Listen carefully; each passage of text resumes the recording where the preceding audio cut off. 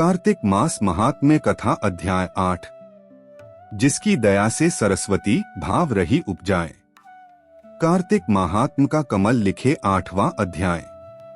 नारद जी बोले, अब मैं कार्तिक व्रत के उद्यापन का वर्णन करता हूँ जो सब पापों का नाश करने वाला है।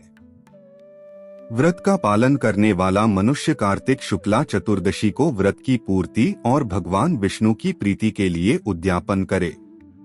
तुलसी के ऊपर एक सुंदर मंडप बनवावे, उसे केले के खंभों से संयुक्त करके नाना प्रकार की धातुओं से उसकी विचित्र शोभा बढ़ावे। मंडप के चारों ओर दीपकों की श्रेणी सुंदर ढंग से सजाकर रखे। उस मंडप में सुंदर बंधनवारों से सुशोभित 4 दरवाजे बनावे और उन्हें फूलों से तथा चंवर से सुसज्जित करे। द्वारों पर पृथक पृथक मिट्टी के द्वारपाल बनाकर उनकी पूजा करे। उनके नाम इस प्रकार हैं: जय, विजय, चंड, प्रचंड, नंद, सुनंद, कुमुद और कुमुदाक्ष। उन्हें चारों दरवाजों पर 2-2 के क्रम से स्थापित कर भक्तिपूर्वक पूजन करे। तुलसी की जड़ के समीप 4 रंगों से सुशोभित सर्वतोभद्र मंडल बनावे और उसके ऊपर पूर्णपत्र तथा पंचरत्न से संयुक्त कलश की स्थापना करें। कलश के ऊपर शंख, चक्र, गदाधारी भगवान विष्णु का पूजन करें। भक्तिपूर्वक उस तिथि में उपवास करें तथा रात्रि में गीत, वाद्य, कीर्तन आदि मंगलमय आयोजनों के साथ जागरण करें। जो भगवान विष्णु के लिए जागरण करते समय भक्तिपूर्वक भगवत संबंधी पदों का गान करते हैं, वे सैकड़ों जन्मों की पापराशि से मुक्त हो जाते हैं। जो मनुष्य भगवान के निमित्त जागरण करके रात्रि भर भगवान का कीर्तन करते हैं, उनको असंख्य गोदान का फल मिलता है। जो मनुष्य भगवान की मूर्ति के सामने नृत्य गान करते हैं, उनके अनेक जन्मों के एकत्रित पाप नष्ट हो जाते हैं। जो भगवान के सम्मुख बैठकर कीर्तन करते हैं और बंसी आदि बजाकर भगवत भक्तों को प्रसन्न करते हैं तथा भक्ति से रात्रि भर जागरण करते हैं, उन्हें करोड़ों तीर्थ करने का फल मिलता है। उसके बाद पूर्णमासी में एक सपत्नीक ब्राह्मण को निमंत्रित करें। प्रातः काल स्नान और देव पूजन करके वेदी पर अग्नि की स्थापना करे और भगवान की प्रीति के लिए तिल और खीर की आहुति दे। होम की शेष विधि पूरी करके भक्ति पूर्वक ब्राह्मणों का पूजन करें और उन्हें यथाशक्ति दक्षिणा दें। फिर उनसे इस प्रकार क्षमा प्रार्थना करें: आप सब लोगों की अनुकंपा से मुझ पर भगवान सदैव प्रसन्न रहें। इस व्रत को करने से मेरे 7 जन्मों के किए हुए पाप नष्ट हो जाएं और मेरी संतान चिरंजीवी हो। इस पूजा के द्वारा मेरी सभी मनोकामनाएं पूर्ण हो। मेरी मृत्यु के पश्चात मुझे अतिशय दुर्लभ विष्णुलोक की प्राप्ति हो। पूजा की समस्त वस्तुओं के साथ गाय भी गुरु को दान में दे। उसके पश्चात घर वालों और मित्रों के साथ स्वयं भोजन करें। भगवान द्वादशी तिथि को शयन से उठे, त्रयोदशी को देवताओं से मिले और चतुर्दशी को सबने उनका दर्शन एवं पूजन किया, इसलिए उस तिथि में भगवान की पूजा करनी चाहिए। गुरु की आज्ञा से भगवान विष्णु की सुवर्णमयी प्रतिमा का पूजन करें। इस पूर्णिमा को पुष्कर तीर्थ की यात्रा श्रेष्ठ मानी गई है। कार्तिक माह में इस विधि का पालन करना चाहिए। जो इस प्रकार कार्तिक के व्रत का पालन करते हैं, वे धन्य और पूजनीय हैं, उन्हें उत्तम फल की प्राप्ति होती है। जो भगवान विष्णु की भक्ति में तत्पर हो कार्तिक में व्रत का पालन करते हैं, उनके शरीर में स्थित सभी पाप तत्काल नष्ट हो जाते हैं। जो श्रद्धापूर्वक कार्तिक के उद्यापन का महात्म्य सुनता या सुनाता है, वह भगवान विष्णु का सायुज्य प्राप्त करता है। कार्तिक मास महात्म्य कथा अध्याय 9। राजा पृथु ने कहा, हे मुनिश्रेष्ठ नारद जी, आपने कार्तिक माह के व्रत में जो तुलसी की जड़ में भगवान विष्णु का निवास बताकर उस स्थान की मिट्टी की पूजा करना बतलाया है। अत मैं श्री तुलसी जी के महात्म्य को सुनना चाहता हूँ। तुलसी जी कहाँ और किस प्रकार उत्पन्न हुई, यह बताने की कृपा करें। नारद जी बोले, राजन, अब आप तुलसी जी की महत्ता तथा उनके जन्म का प्राचीन इतिहास ध्यानपूर्वक सुनिए। एक बार देवगुरु बृहस्पति और देवराज इंद्र भगवान शंकर का दर्शन करने कैलाश पर्वत की ओर चले, तब भगवान शंकर ने अपने भक्तों की परीक्षा लेने के लिए जटाधारी दिगंबर का रूप धारण कर उन दोनों के मार्ग में अवरोध उत्पन्न किया। यद्यपि वह तेजस्वी, शांत, लंबी भुजा और चौड़ी छाती वाले गौर वर्ण, अपने विशाल नेत्रों से युक्त तथा सिर पर जटा धारण किए वैसे ही बैठे थे, तथापि उन भगवान शंकर को न पहचानकर इंद्र ने उनसे उनका नाम व धाम आदि पूछते हुए कहा कि क्या भगवान शंकर अपने स्थान पर हैं या कहीं गए हुए हैं। इस पर तपस्वी रूप भगवान शिव कुछ नहीं बोले। इंद्र को अपने त्रिलोकीनाथ होने का गर्व था, उसी अहंकार के प्रभाव से वह चुप किस प्रकार रह सकता था। उसने क्रोधित होते हुए उस तपस्वी को धुड़क कर कहा, अरे, मैंने तुझसे कुछ पूछा है और तू उसका उत्तर भी नहीं देता। मैं अभी तुझ पर वज्र का प्रहार करता हूँ, फिर देखता हूँ कि कौन तुझ दुर्मति की रक्षा करता है। इस प्रकार कहकर जैसे ही इंद्र ने उस जटाधारी दिगंबर को मारने के लिए हाथ में वज्र लिया, वैसे ही भगवान शिव ने वज्र सहित इंद्र का हाथ स्तंभित कर दिया और विकराल नेत्र कर उसे देखा। उस समय ऐसा प्रतीत हो रहा था कि वह दिगंबर प्रज्वलित हो उठा है और वह अपने तेज से जला देगा। भुजाएं स्तंभित होने के कारण इंद्र दुखित होने के साथ साथ अत्यंत कुपित भी हो गया, परंतु उस जटाधारी दिगंबर को प्रज्वलित देखकर बृहस्पति जी ने उन्हें भगवान शंकर जानकर प्रणाम किया और दंडवत होकर उनकी स्तुति करने लगे। बृहस्पति भगवान शंकर से कहने लगे, हे दीनानाथ, हे महादेव, आप अपने क्रोध को शांत कर लीजिए और इंद्र के इस अपराध को क्षमा कीजिए। बृहस्पति के यह वचन सुनकर भगवान शंकर ने गंभीर वाणी में कहा, मैं अपने नेत्रों से निकाले हुए क्रोध को किस प्रकार रोकूं? तब बृहस्पति ने कहा, भगवान, आप अपना भक्त वत्सल नाम सार्थक करते हुए अपने भक्तों पर दया कीजिए। आप अपने इस तेज को अन्यत्र स्थापित कीजिए और इंद्र का उद्धार कीजिए। तब भगवान शंकर गुरु बृहस्पति से बोले, मैं तुम्हारी स्तुति से अत्यंत प्रसन्न हूँ। तुमने इंद्र को जीवन दान दिलवाया है। मुझे विश्वास है कि मेरे नेत्रों की अग्नि अब इंद्र को पीड़ित नहीं करेगी। बृहस्पति से इस प्रकार कहकर भगवान शिव ने अपने मस्तक से निकाले हुए अग्निमय तेज को अपने हाथों में ले लिया और फिर उसे क्षीर सागर में डाल दिया। तत्पश्चात भगवान शंकर अंतर्ध्यान हो गए। इस प्रकार जिसको जो जानने की कामना थी उसे जानकर इंद्र तथा बृहस्पति अपने अपने स्थान को चले गए। कार्तिक मास महात्म्य कथा अध्याय 10। राजा पृथु बोले, हे ऋषिश्रेष्ठ नारद जी, आपको प्रणाम है।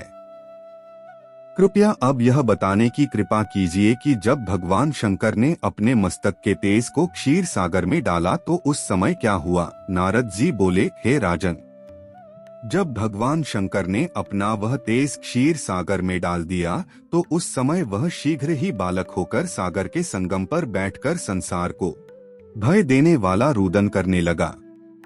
उसके रुदन से संपूर्ण जगत व्याकुल हो उठा। लोकपाल भी व्याकुल हो गए। चराचर चलायमान हो गया। शंकर सुवन के रुदन से संपूर्ण ब्रह्मांड व्याकुल हो गया। यह देखकर सभी देवता और ऋषिमुनि व्याकुल होकर ब्रह्मा जी की शरण में गए और उन्हें प्रणाम कर उनकी स्तुति करने लगे।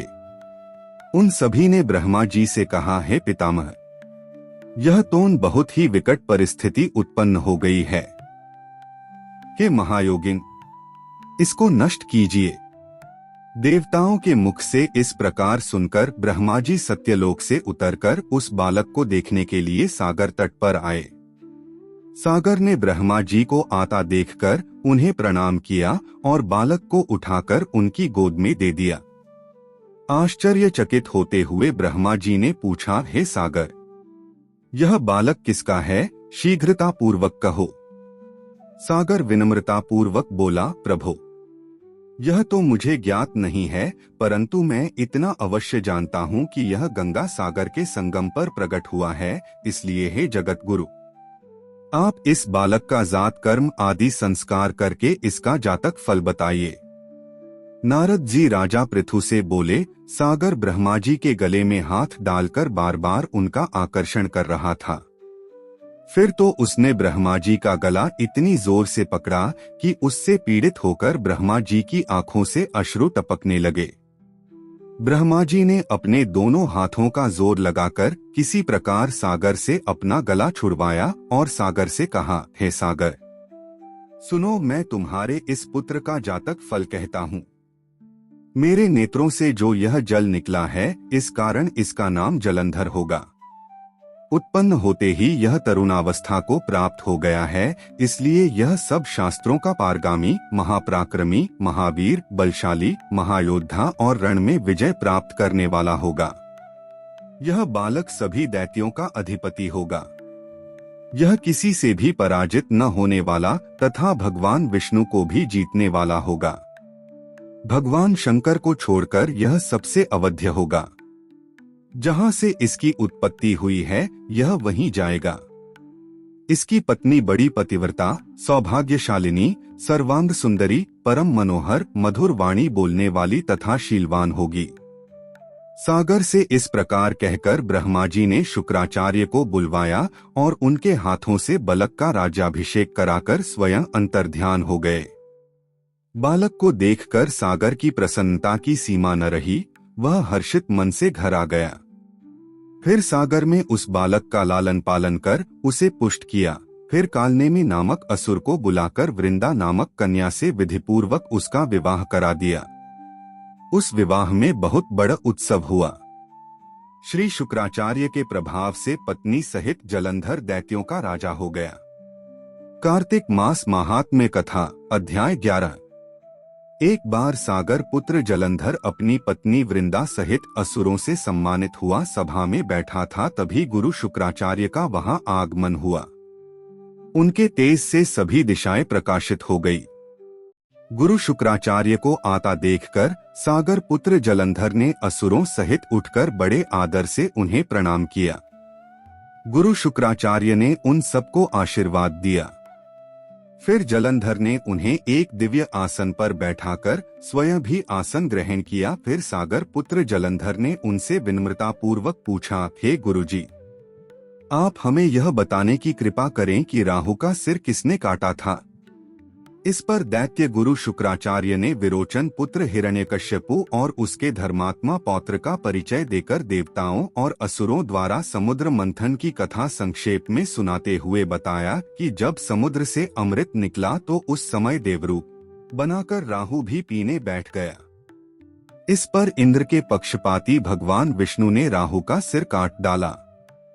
अपने गुरु के मुख से इस प्रकार के वचन सुनकर जलंधर के क्रोध की सीमा न रही, उसके नेत्र लाल हो गए। फिर उसने अपने धस्मर नामक दूत को बुलाया और उसे शुक्राचार्य द्वारा सुनाया गया वृत्तांत सुनाया। तत्पश्चात उसने धस्मर को आज्ञा दी कि तुम शीघ्र ही इंद्रपुरी में जाकर इंद्र को मेरी शरण में लाओ। धस्मर जलंधर का बहुत आज्ञाकारी एवं निपुण दूत था। वह जल्द ही इंद्र की सुधर्मा नामक सभा में जा पहुंचा और जलंधर के शब्दों में इंद्र से बोला, हे देवताधाम, तुमने समुद्र का मंथन क्यों किया और मेरे पिता के समस्त रत्नों को क्यों ले लिया? सा करके तुमने अच्छा नहीं किया। यदि तू अपना भला चाहता है तो उन सब रत्नों एवं देवताओं सहित मेरी शरण में आ जा, अन्यथा मैं तेरे राज्य का ध्वंस कर दूंगा। इसमें कुछ भी मिथ्या नहीं है। इंद्र बहुत विस्मित हुआ और कहने लगा, पहले मेरे भय से सागर ने सब पर्वतों को अपनी कुक्षी में क्यों स्थान दिया और उसने मेरे शत्रु दैत्यों की क्यों रक्षा की? इसी कारण मैंने उनके सब रत्न हरण किए हैं। मेरा द्रोही सुखी नहीं रह सकता, इसमें संदेह नहीं। इंद्र की सी बात सुनकर वह दूत शीघ्र ही जलंधर के पास आया और सब बातें कह सुनाई। उसे सुनते ही वह दैत्य मारे क्रोध के अपने ओष्ठ फड़फड़ाने लगा और देवताओं पर विजय प्राप्त करने के लिए उसने उद्योग आरंभ किया। फिर तो सब दिशाओं पाताल से करोड़ों करोड़ों दैत्य उसके पास आने लगे। शुंभ निशुंभ आदि करोड़ों सेनापतियों के साथ जलंधर इंद्र से युद्ध करने लगा। शीघ्र ही इंद्र के नंदन वन में उसने अपनी सेना उतार दी। वीरों की शंखध्वनि और गर्जना से इंद्रपुरी गूंज उठी। अमरावती छोड़ देवता उससे युद्ध करने चले। भयानक मारकाट हुई। असुरों के गुरु आचार्य शुक्र अपनी मृत संजीवनी विद्या से और देवगुरु बृहस्पति द्रोणागिरी से औषधि लाकर जिलाते रहे। इस पर जलंधर ने क्रुद्ध होकर कहा कि मेरे हाथ से मरे हुए देवता जी कैसे जाते हैं? जिलाने वाली विद्या तो आपके पास है। इस पर शुक्राचार्य ने देवगुरु द्वारा द्रोणाचार्य से औषधि लाकर देवताओं को जिलाने की बात कह दी। यह सुनकर जलंधर और भी कुपित हो गया। फिर शुक्राचार्य जी ने कहा, यदि शक्ति हो तो द्रोणागिरी को उखाड़कर समुद्र में फेंक दो, तब मेरे कथन की सत्यता प्रमाणित हो जाएगी। इस पर जलंधर कुपित होकर जल्द ही द्रोणागिरी पर्वत के पास पहुंचा और अपनी भुजाओं से पकड़कर द्रोणागिरी पर्वत को उखाड़कर समुद्र में फेंक दिया। यह तो भगवान शंकर का तेज था, इसमें जलंधर की कोई विचित्रता नहीं थी। तत्पश्चात यह सागर पुत्र युद्ध भूमि में आकर बड़े तीव्र गति से देवताओं का संहार करने लगा। जब द्रोणाचार्य जी औषधि लेने गए तो द्रोणाचल को उखड़ा हुआ शून्य पाया। वह भयभीत हो देवताओं के पास आए और कहा कि युद्ध बंद कर दो, जलंधर को अब नहीं जीत सकोगे। पहले इंद्र ने शिवजी का अपमान किया था। यह सुन सेवता युद्ध में जय की आशा त्याग कर इधर उधर भाग गए। सिंधुसुत निर्भय हो अमरावती में घुस गया। इंद्र आदि सब देवताओं ने गुफाओं में शरण ली। कार्तिक मास महात्म्य कथा अध्याय 12। नारद जी ने कहा, तब इंद्रादिक देवता वहां से भयकंपित होकर भागते भागते बैकुंठ में विष्णु जी के पास पहुंचे। देवताओं ने अपनी रक्षा के लिए उनकी स्तुति की। देवताओं की उस दीन वाणी को सुनकर करुणा सागर भगवान विष्णु ने उनसे कहा कि हे देवताओं, तुम भय को त्याग दो। मैं युद्ध में शीघ्र ही जलंधर को देखूंगा। ऐसा कहते ही भगवान गरुड़ पर जा बैठे। तब समुद्रतन्या लक्ष्मी जी ने कहा कि हे नाथ, यदि मैं सर्वदा आपकी प्रिया और भक्ता हूँ तो मेरा भाई आप द्वारा युद्ध में नहीं मारा जाना चाहिए। इस पर विष्णु जी ने कहा, अच्छा, यदि तुम्हारी ऐसी ही प्रीति है तो मैं उसे अपने हाथों से नहीं मारूंगा, परंतु युद्ध में अवश्य जाऊंगा, क्योंकि देवताओं ने मेरी बड़ी स्तुति की है। ऐसा कह भगवान विष्णु युद्ध के उस स्थान में जा पहुंचे जहां जलंधर विद्यमान था। जलंधर और विष्णु का घोर युद्ध हुआ। विष्णु के तेज से कंपित देवता सिंहनाद करने लगे। फिर तो अरुण के अनुज गरुड़ के पंखों की प्रबल वायु से पीड़ित हो दैत्य इस प्रकार घूमने लगे जैसे आंधी से बादल आकाश में घूमते हैं। तब अपने वीर दैत्यों को पीड़ित होते देखकर जलंधर ने क्रुद्ध हो विष्णु जी को उद्धत वचन कहकर उन पर कठोर आक्रमण कर दिया। कार्तिक मास महात्म्य कथा अध्याय 13। दोनों ओर से गदाओं, बाणों और शूलों आदि का भीषण प्रहार हुआ। दैत्यों के तीक्ष्ण प्रहारों से व्याकुल देवता इधर उधर भागने लगे। तब देवताओं को इस प्रकार भयभीत हुआ देख गरुड़ पर चढ़े भगवान युद्ध में आगे बढ़े और उन्होंने अपना सारंग नामक धनुष उठाकर बड़े जोर का टंकार किया। त्रिलोकी शाब्दित हो गई। पलमात्र में भगवान ने हजारों दैत्यों के सिरों को काट गिराया। फिर तो विष्णु और जलंधर का महासंग्राम हुआ। बाणों से आकाश भर गया। लोग आश्चर्य करने लगे। भगवान विष्णु ने बाणों के वेग से उस दैत्य की ध्वजा, छत्र और धनुष बाण काट डाले। इससे व्यथित हो उसने अपनी गदा उठाकर गरुड़ के मस्तक पर दे मारी। साथ ही क्रोध से उस दैत्य ने विष्णु जी की छाती में भी एक तीक्ष्ण बाण मारा। इसके उत्तर में विष्णु जी ने उसकी गदा काट दी और अपने शारंग धनुष पर बाण चढ़ाकर उसको बींधना आरंभ किया। इस पर जलंधर इन पर अपने पैने बाण बरसाने लगा। उसने विष्णु जी को कई पैने बाण मारकर वैष्णव धनुष को काट दिया। धनुष कट जाने पर भगवान ने गदा ग्रहण कर ली और शीघ्र ही जलंधर को खींचकर मारी, परंतु उस अग्निवत अमोघ गदा की मार से भी वह दैत्य कुछ भी चलायमान न हुआ। उसने एक अग्निमुख त्रिशूल उठाकर विष्णु पर छोड़ दिया। विष्णु जी ने शिव के चरणों का स्मरण कर नंदन नामक त्रिशूल से उसके त्रिशूल को छेद दिया। जलंधर ने झपटकर विष्णु जी की छाती पर एक जोर का मुष्टिक मारा। उसके उत्तर में भगवान विष्णु ने भी उसकी छाती पर अपनी एक मुष्टि का प्रहार किया। फिर दोनों घुटने टेक बाहुओं और मुष्टिकों से बाहुयुद्ध करने लगे। कितनी ही देर तक भगवान उसके साथ युद्ध करते रहे, तब सर्वश्रेष्ठ मायावी भगवान उस दैत्यराज से मेघवाणी में बोले, रे रण दुर्मद दैत्य श्रेष्ठ, तू धन्य है जो इस महायुद्ध में इन बड़े बड़े आयुधों से भी भयभीत न हुआ। तेरे इस युद्ध से मैं प्रसन्न हूँ, तू जो चाहे वर मांग। मायावी विष्णु की सी वाणी सुनकर जलंधर ने कहा, हे भावुक, यदि आप मुझ पर प्रसन्न हैं तो यह वर दीजिए कि आप मेरी बहन तथा अपने सारे कुटुंबियों सहित मेरे घर पर निवास करें। नारद जी बोले, उसके से वचन सुनकर विष्णु जी को खेद तो हुआ, किंतु उसी क्षण देवेश ने तथास्तु कह दिया। अब विष्णु जी सब देवताओं के साथ जलंधरपुर में जाकर निवास करने लगे। जलंधर अपनी बहन लक्ष्मी और देवताओं सहित विष्णु को वहां पाकर बड़ा प्रसन्न हुआ। फिर तो देवताओं के पास जो भी रत्नादि थे सबको ले जलंधर पृथ्वी पर आया। निशुंभ को पाताल में स्थापित कर दिया और देव, दानव, यक्ष, गंधर्व, सिद्ध, सर्प, राक्षस, मनुष्य आदि सबको अपना वंशवर्ती बना त्रिभुवन पर शासन करने लगा। उसने धर्मानुसार सुपुत्रों के समान प्रजा का पालन किया। उसके धर्मराज्य में सभी सुखी थे। इसी तरह का और भी धार्मिक स्टोरी सुनने के लिए हमारे चैनल को सब्सक्राइब करें और बेल आइकन प्रेस कर लें, ताकि हर वीडियो का नोटिफिकेशन आप तक पहुंच सके और इसी तरह का और भी धार्मिक स्टोरी का आप आनंद ले सकें। और मिलते हैं नेक्स्ट वीडियो में, तब तक के लिए धन्यवाद।